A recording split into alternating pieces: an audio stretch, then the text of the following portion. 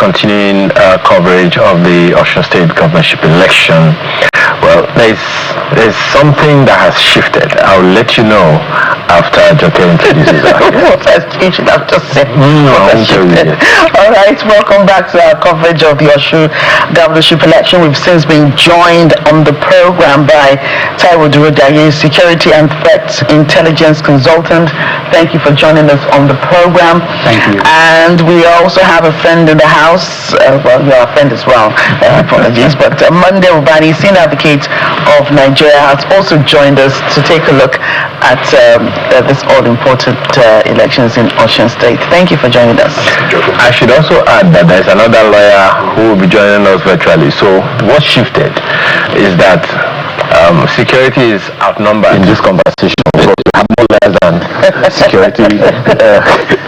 But thank you so much for joining us. Well, Mr. Durodaye, you are a security and threat intelligence person. The threats were massive in the build-up to this election, and even Yaga Africa released the data that pointed to some hotspots here and there.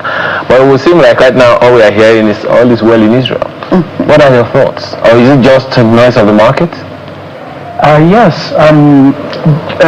Judging from what I saw Nigeria police putting in place, and then all other ad hoc security agencies put together, I'm confident as well. However, that does not mean there won't be pockets of irregularities here and there. There will be. The only thing for the federal government to do is to ensure compliance, and to make sure whoever is doing what is doing it very well, and that is it. Of course, I think this is the most hostile off-cycle election, if I'm not mistaken. Last, about 3 elections ago, in the same state, it has been like this. Well, although this is a bit escalated because of the number of deaths. Exactly. Okay. Well, also in this process so far, some of our analysts and guests have told us that usually, and our correspondent, Shimon Kimbalo, a political editor actually, has also said that usually at this time it's early days and all, but the time we may begin to have, God forbid, well, Mr. Zulurede Priest has already prayed that it won't happen, but that one of the things that normally happens is that anytime from 12 towards the last hours or last minutes of the election, that's when these upheavals usually happen. From the threat analysis and all of that you have read, do you see that happening? What do you think we need to do to mitigate it, if at all? Yeah. In fact, that is the period I'm targeting as well. Every election, the starting of every election seems to be seamless, no problem. Even somebody who is going to cry foul, somebody who is going to cry foul, somebody who is going to say, oh, this is happening. Everybody will sing the same language early in the morning. But you agree with me, when it comes to processing the election results and everything, you see a lot of things start happening, and this is where we have the issue. Yes, I'm also joining in saying it's too early. Okay. So the transference of the results from the source to the location will determine what happens. Well, as I said, we have more lawyers. Mr. Fidelson has since joined us as well. He is a legal practitioner. He joins us from Ekiti State. Thank you for joining us this morning on the conversation as well. But I'll come to you, but let me first of all bring in Dr. Monday Ubani. How is this different? How is this particular election in Osun State different for you? Why is it different? How is it different? It's an off-cycle election, no doubt.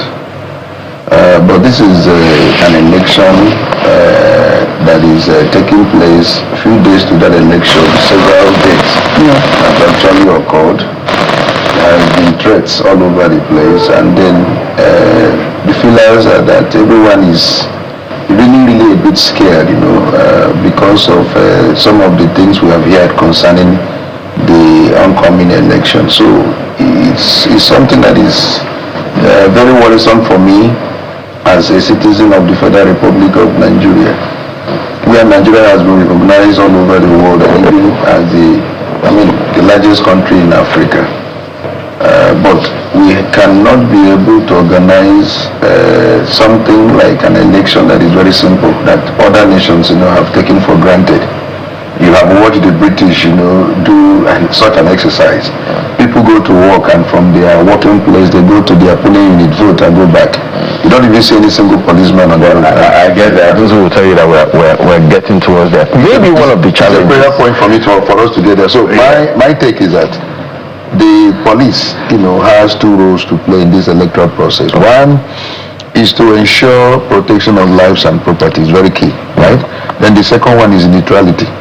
Now, somebody has mentioned that it is towards that time, announcing the collation and all that you begin to see high level of desperation, because by that time, it's becoming clearer to who is actually leading and who is not. Yeah. So people now want to disrupt the entire process. How they are going to change it on IREP is what I want to see. Yes. Mr. Oloyede, let me come to you.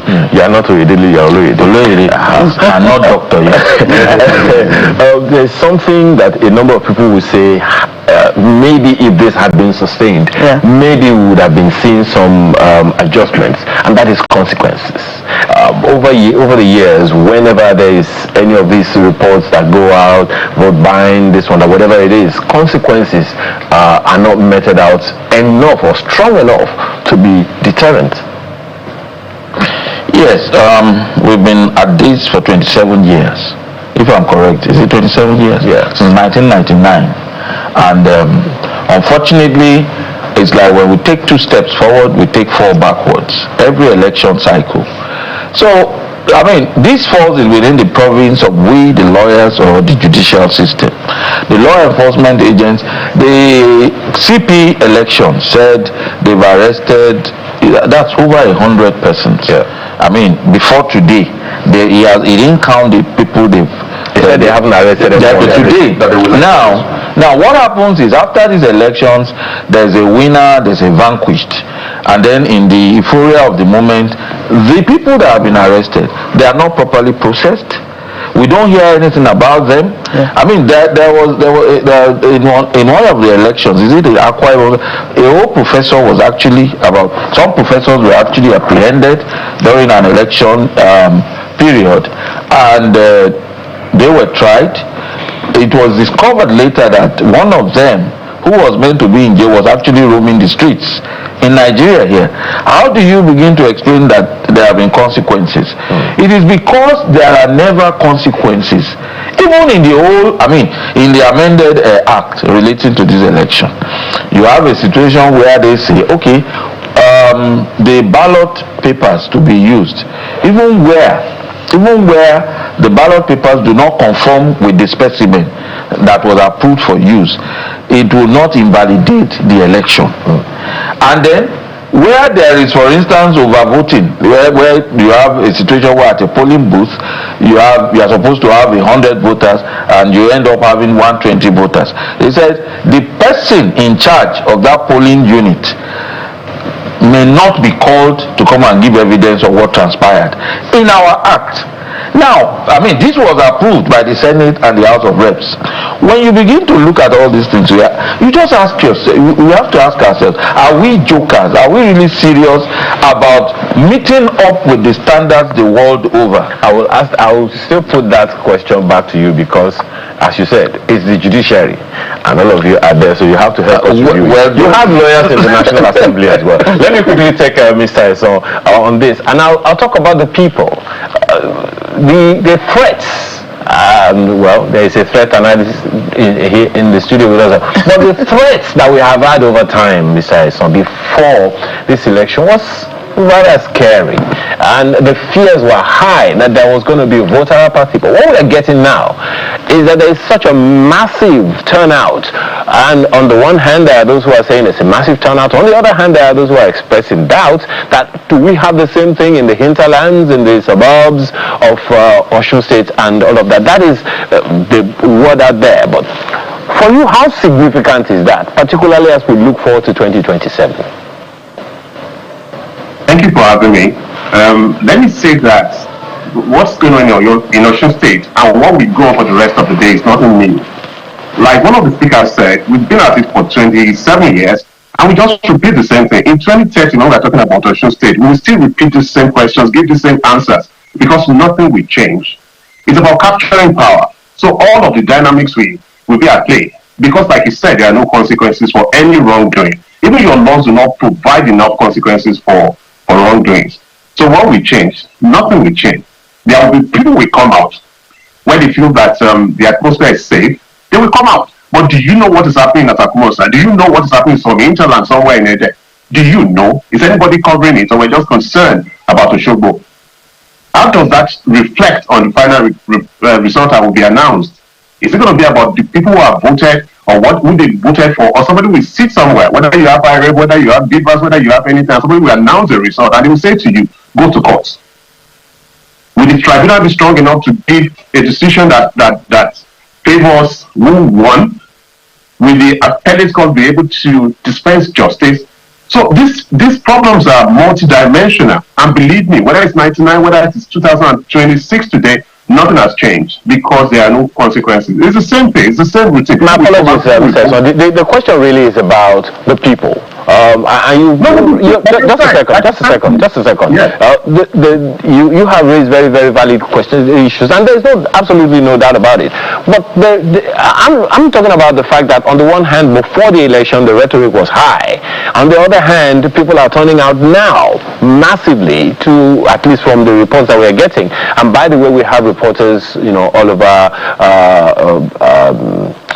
Osun State. We have in Ejigbo, we have in Ede, we have all over the place. The concerns that are germane, there is no doubt about it. But what I'm talking about, the people. They have come out to vote now, irrespective of all of the noise that we are hearing. Do you see that as a significant indication or whatever, a pointer to what should be happening in 2027? What should we as a nation be learning from this example we're seeing, particularly from the angle of the people, the voter? So Mr. Makinde, it goes back to what I was saying. The people coming out to vote really has never been a problem. You know what happens on election? Election starts at 9 o'clock. Somebody goes out and says, oh, the place looks safe, and other people come out to vote. But does that reflect in the final decision what will be announced? If the people feel that the atmosphere is safe, and obviously the way it goes is that irrespective of the rhetoric, some people will go out and they will say, oh, the place is safe. There are soldiers, there are police officers, there are this, there are that, and people will go out and vote. They will cast their vote.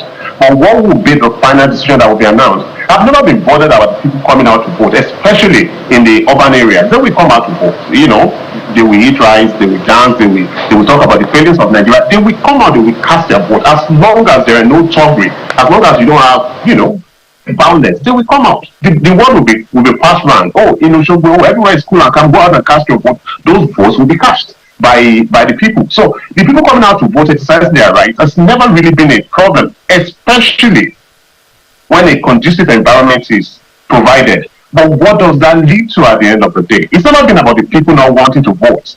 If they think the atmosphere is conducive, it has always been about the people trying to make a mess of the electoral process itself. It's not about the people. The people will do their part. Whether they are induced to do it, whether they are doing it voluntarily, they will come out and vote anyway, as long as the atmosphere. So it's nothing to do with 2077 or 1999. People will always come out to vote if the atmosphere is conducive. And it's not their business, it's not their duty to produce and provide a conducive atmosphere. That is the duty of the government. And that seems to have been done in Oshogbo at least today. So the people will cast their vote. The people will cast their vote in 2027. People will always cast their vote as long as the environment is conducive. One of the only concern that we have had, Mr. Osun, is the percentage of voters per number of PVCs that have been collected. For this election, for instance, we have more than 1.9 million PVCs that have been collected. But then part of the people who are in the process of this election are the contenders themselves. We all understand that the ADC candidate in this election has also gone out to cast his vote, and that's him walking in there to cast his vote. Sometime a little while ago he has done that to go ahead and cast his vote. There are those who have indicated that Mr. Adrojaye, that if the election is going to go as we expect, the political actors have a significant role to play in ensuring security, particularly in their domains and among their supporters, for their supporters to ensure that the environment is secure. Do threat analysis usually cover that aspect? Yes, it does. The first advice I will give is that each political party should do internal cleansing with respect to how the member represent them. Maybe 2 days ago we had somebody who issued out a threat, and it was a national issue. You see, I think the wording says charity begins at home. By the time you sensitize your members, regardless of the position, regardless of the hierarchy, we will have less of these threats and then risk, because I need to confirm to you there are a lot of threats and risk in this election. It's the most volatile election. Build up to this election wasn't as easy as I thought, despite the police putting in place structures to mitigate some areas. We still have a whole lot of things. Look at what we had now. Yes, I agree I agree that issue of vote buying is a background thing, but to the extent that some guys are still able to pull out some people in this abnormal situation is uncalled for. Well, so it's as far as some people are concerned, that is still an allegation. Yeah. You know, because if you say that the money was vote buying, how come it came from your pocket? Yes. Yes, it's an allegation. And the observer actually sent that statement. Oh, where is the accused? Somebody brought out the money from their pocket. So I mean, Exactly. It's an allegation. Yeah. It's an allegation. But unfortunately, camera was there looking at whether it is an allegation or not. Something is happening, and we are not happy about it. Okay. And this is where the political parties should be very, very careful. I wonder the leadership of that very party being accused, how the leadership will feel as we speak. Well, we won't stop talking about it. yes, certainly. I must say this to you. Right, this the issue of vote buying is one thing, but I think it has taken the different dimensions. Now, what we see ahead of elections, we'll see an empowerment schemes of sorts, where they empower political parties or the people that stand in for them, go to different communities. They say they're empowering them with food, empowering them with cash, empowering the women. I've seen that over the course of the week. Is that illegal? Is it illegal? It's not direct, but No, I mean, is it some sort of inducement? The elections, I mean, well, we can be talking morals, but morals are not enforced in courtrooms. You can't legislate morals. No, I mean, what can you do about that? But if it's on election day, and we can see that, money is being given given at a polling unit, then you can begin to say, okay, there's a direct link of position. But when it's being done before date, we all know why it's being done. Right. But we cannot, there's no nexus. At least not on election day. So that's why. So, and don't say, well, that's what we lawyers do. I mean, it's not about, let's say, am I correct?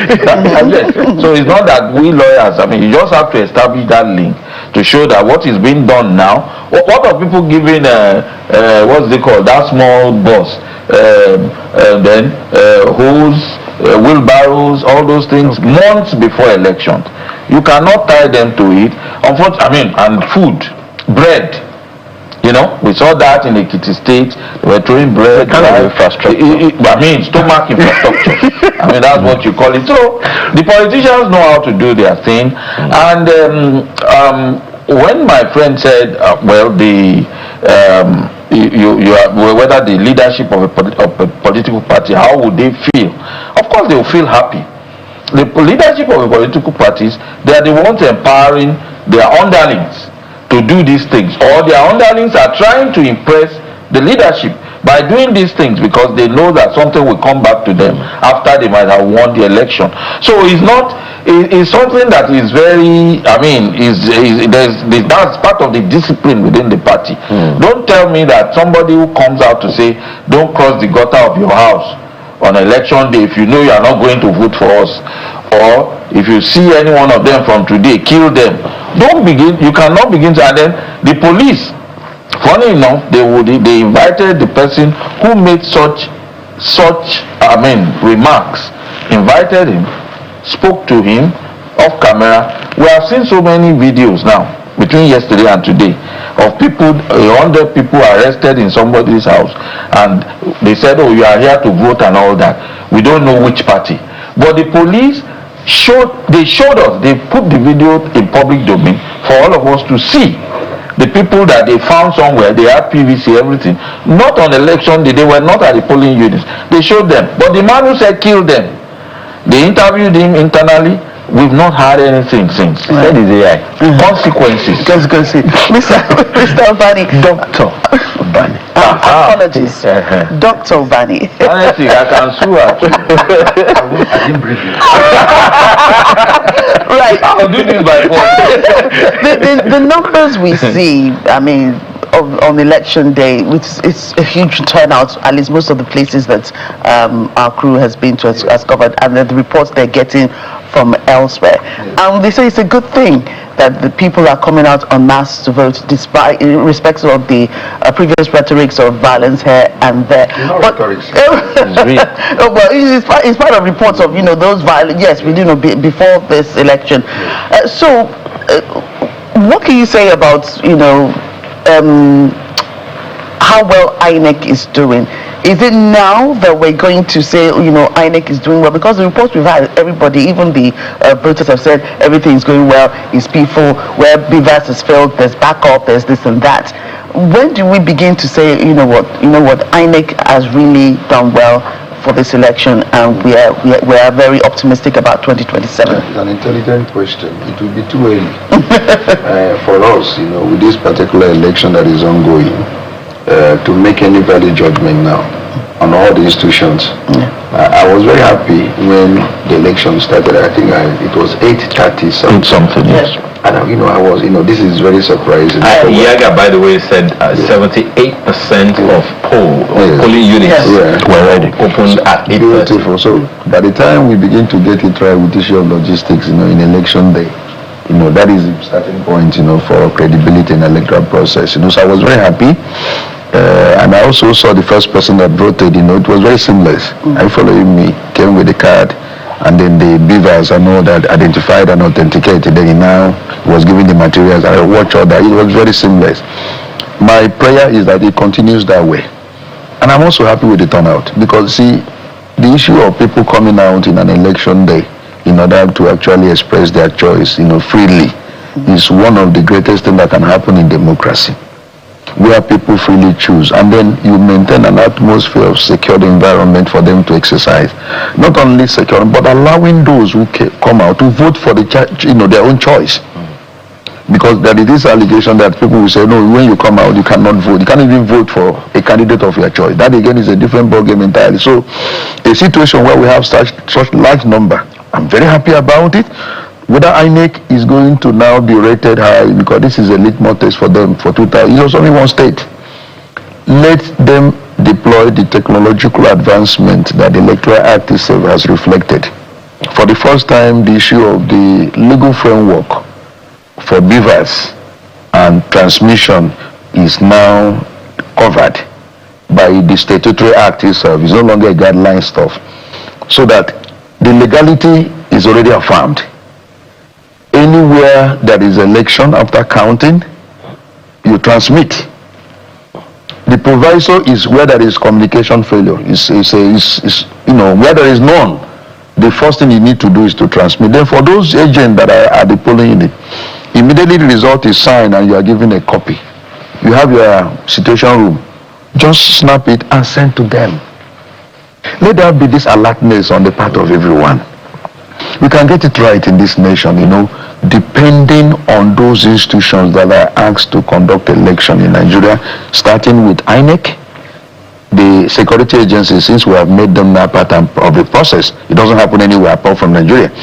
Then the political elite themselves, somebody has mentioned, the candidates, they should be able to tell their own supporters, this is not do or die. Okay. Yeah. And then the people themselves must also be alert and say, after I have cast my vote, I must stay there for the counting and ensure that the right thing is done. By the time all of us are showing that commitment to electoral credibility and ensuring that it does happen, then that is the starting point for us to say, God has done it for Nigeria. There is a couple of weak links, and I'd like to begin with on that with you, Mr. Osun. One is we don't usually weak links, in my opinion.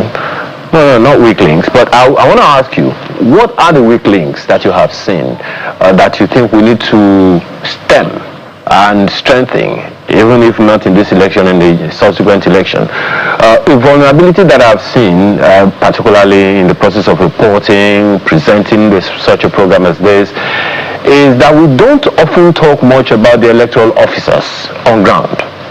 That is one. Another that we don't usually talk about generally is the people themselves. What are your thoughts on that? And if there is any other weak link in the chain that you can identify? Okay, I'll tell you something. The process itself follows from A to Z. Can that process be secured? Can it be protected? Will there be consequences for any breach in that system? We're talking about security. The people themselves cannot provide security for themselves. Somebody has a role to play. We're talking about ensuring that electoral materials are provided on time. The people themselves cannot do that for themselves.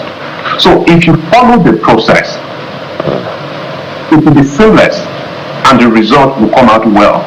But once there's a breach in the system, then there's a problem. Look at what Dr. Ubali said.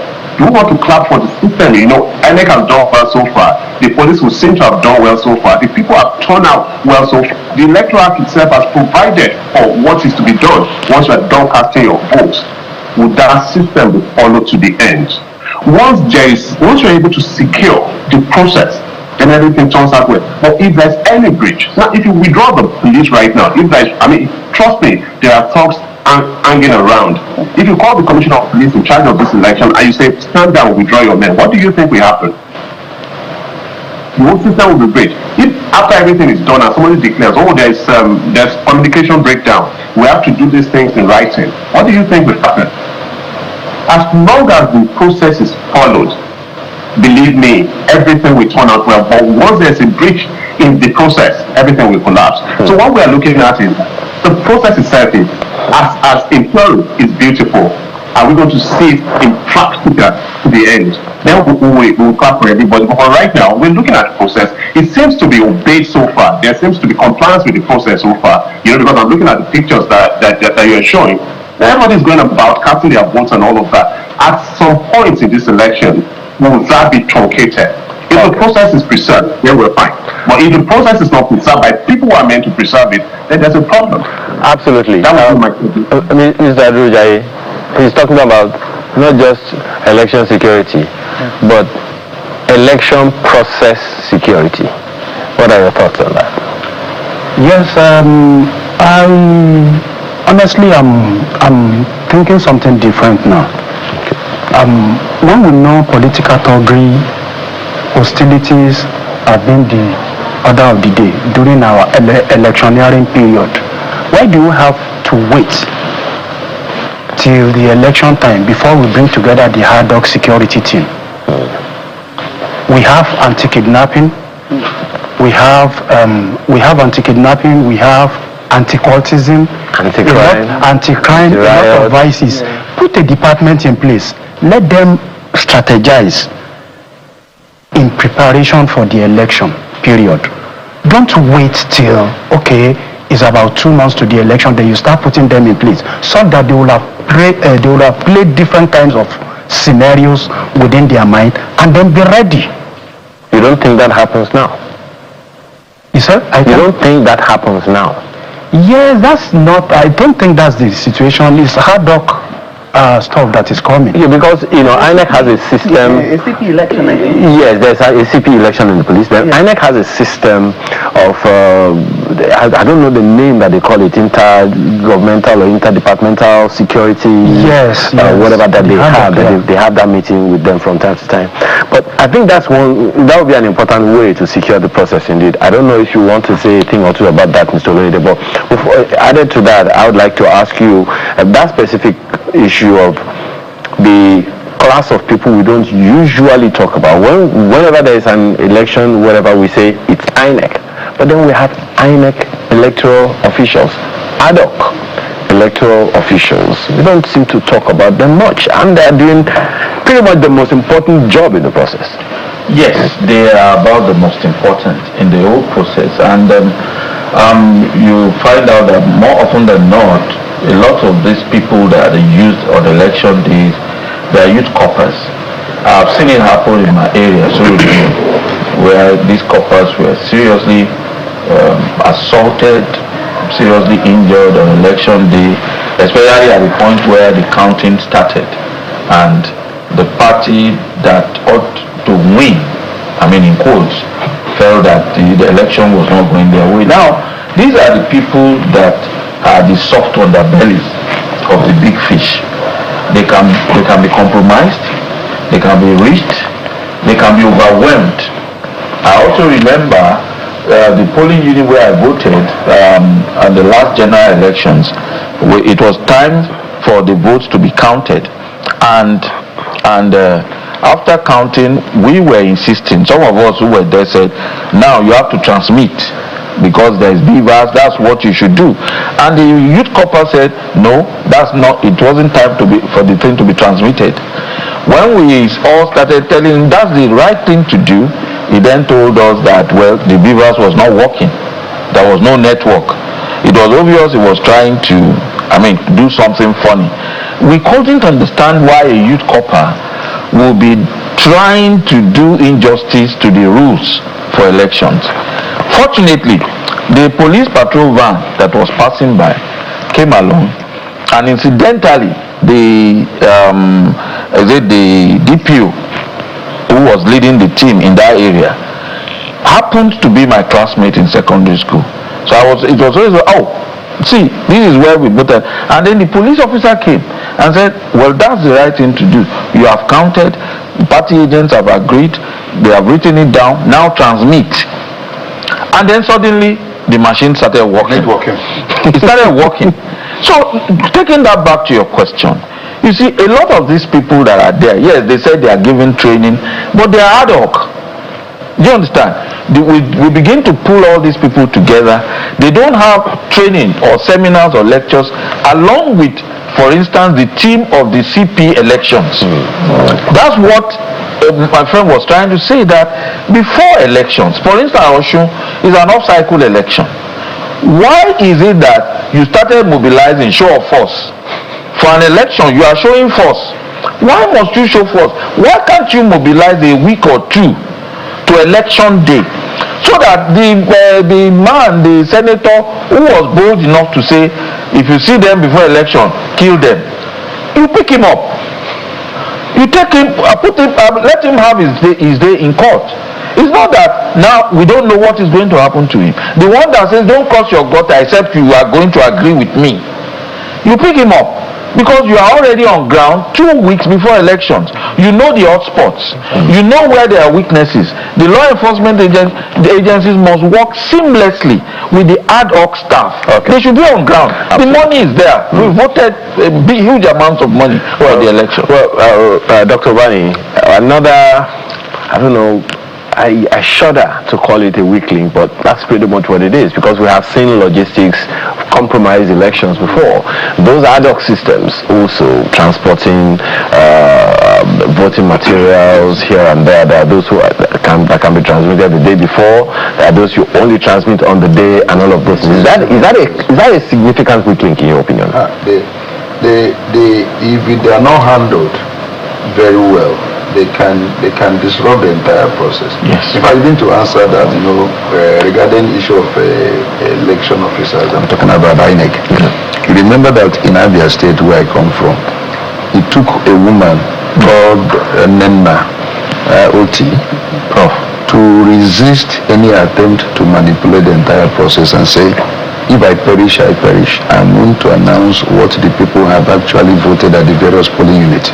It took a woman to do that.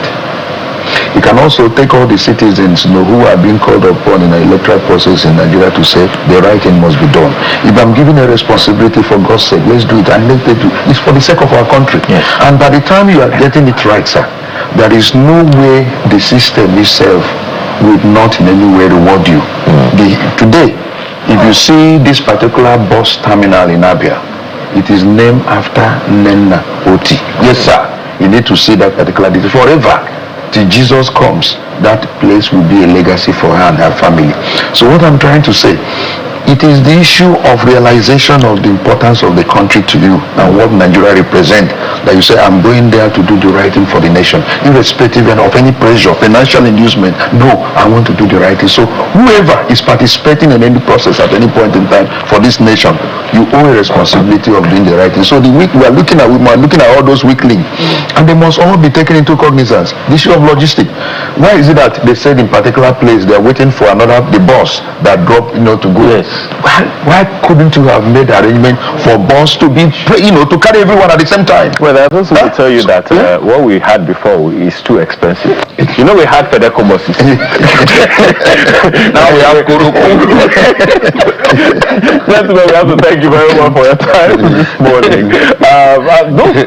Sometimes many people will still remember the FedEco buses. In fact, such that when you take a bus today, they say, FedEco is coming. Today, FedEco. Thank you so much for your time this morning, Dr. Monday Ubani, Senior Advocate of Nigeria. Thank you so much. So much. I appreciate it. Mr. John Oloyede, not yet doctor. Thank you so much for your time. Yes, as a legal practitioner. Mr. Taiwo Durojai, Security and Threat Intelligence Consultant. Thank you very much for your time and your thoughts, as well as Mr. Tunde Eson, legal practitioner, who is actually on vacation, but had to come out of vacation. He's going back into vacation. We're all on vacation. He said it yesterday. All legal practitioners are on vacation. Security people can never. No. Thank you so much, gentlemen. And that is this part of it. This election coverage continues with the news on the hour. In the meantime, I'm Ayo Makinde. And I'm Joke Rogers. Stay with us throughout the day on Channels Television for this Osun governorship election.